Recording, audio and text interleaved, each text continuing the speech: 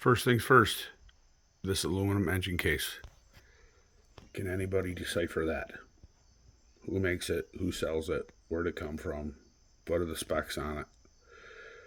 I bought this used from a guy on Facebook Marketplace, and I have no idea about the history of this thing or what it is. Also, I believe these are machine marks. Can someone tell me what that's about?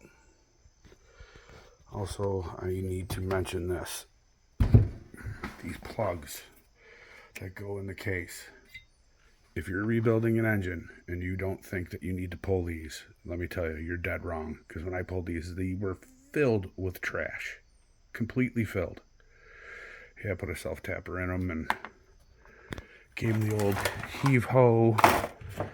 Put something, strong, flat down on the case. And then put this on there and it came right out. But yeah, I am here to tell you, these things were filled with junk. Make sure you clean them out. There was RTV and metal shavings and just horribleness. I was shocked at how much stuff was in there. Before I go, I want to ask you guys a question. Maybe you can help me. Oh, I gotta mention this.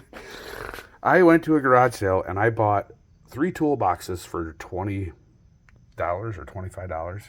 And believe it or not, yes, that's what it looks like. That's gold. Not only was there a gold watch in there, there was a little vial that said, what's that famous, Gold Rush. Little vial, and it said Gold Rush Gold. It was broken. And there was gold all over the top shelf of the tray with the sockets and everything. There's a bunch of nastiness in there, and it was sticky and greasy, so I just left it on this cardboard to let it dry out. Free gold. Can't beat that with a stick.